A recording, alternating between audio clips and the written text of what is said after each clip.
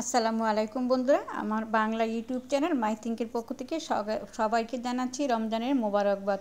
তো দেখতে দেখতে আমরা অনেকগুলো রমজান পার করে ফেলছি, মাশাআল্লাহ। সামনেরগুলো আমরা সহি সালামতে পার করে নেব।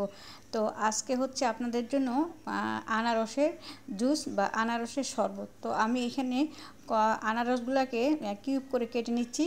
তো এটা একদম পাকা আনারস নিতে হবে, টুসটুসা পাকা। তো এই আনারস দিয়েই আজকে আপনাদের সাথে রেসিপিটা বা জুসটা শেয়ার করব।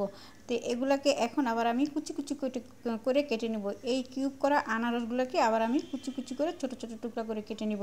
তো দেখেন আমি ছোট ছোট টুকরা করে কেটে নিচ্ছি আনারসগুলো। এখন এই আনারসগুলোকে আমি ব্লেন্ডারের জারের মধ্যে দিয়ে দিচ্ছি, কারণ একটু ছোট টুকরা করলে ভালো, তাড়াতাড়ি আর কি হয়ে যাবে, পেস্ট হয়ে যাবে, মিহি হয়ে যাবে, শরবত হয়ে যাবে।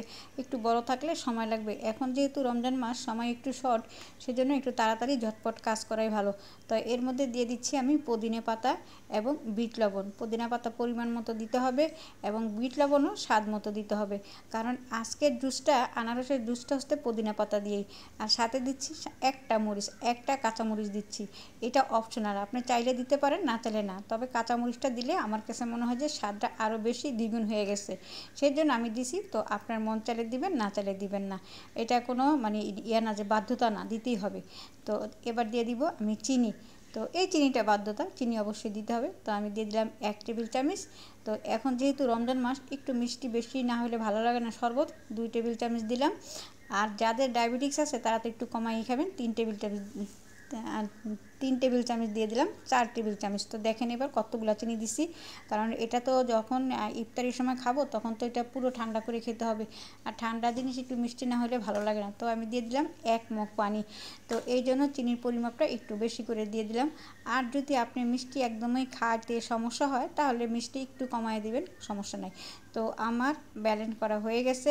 তো এবার দেখেন আমি এই আনারসের জুসটা বা শরবতটা গ্লাসের মধ্যে ঢেলে নিচ্ছি। তো আপনাদেরকে দেখাচ্ছি এই শরবতটা এতই মজা, মানে আপনি যদি একবার খান তাহলে আমার বিশ্বাস আপনার প্রতি রমজানে এই আনারসের পুদিনা পাতার আনারসের জুসটা বানিয়ে খাবেন। এটা কিন্তু পুদিনা পাতার জন্যই এত বেশি টেস্ট হয়েছে। তো দেখেন আমি গ্লাসে ঢেলে নিচ্ছি, কি সুন্দর লাগতেছে দেখতে। দেখছেন, দেখতে যেমন সুন্দর হয়েছে, খাইতে ঠিক তেমনই মজা হয়েছে আসলে এই আনারসের জুসটা। তো পুদিনা পাতাটার কারণেই কিন্তু এই জুসটা বেশি মজা হয়েছে। তো আমি বিট লবণ দিছি এবং সাধারণ লবণও কিন্তু একটু দিছিলাম। তো 1 মগ পানি দিয়ে 2 গ্লাস জুস হয়েছে, ঠিক আছে। 2 গ্লাস আনারসের জুস হয়েছে, আর আনারস ছিল ওইখানে 1-1.5 কাপের মতো হবে।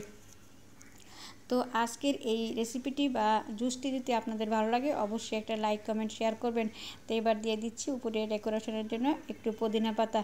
আর যারা আমার চ্যানেলটি সাবস্ক্রাইব করে নিয়েছেন তাদেরকে অনেক অনেক ধন্যবাদ। আর যারা এখনও করেন নাই প্লিজ আমার চ্যানেলটা সাবস্ক্রাইব করে নেবেন। তো নিজে ভালো থাকবেন, অন্যজনকে ভালো রাখবেন এবং রমজানগুলি সহি সালামতে শেষ করার চেষ্টা করবেন। সবাইকে ধন্যবাদ। আল্লাহ হাফিজ।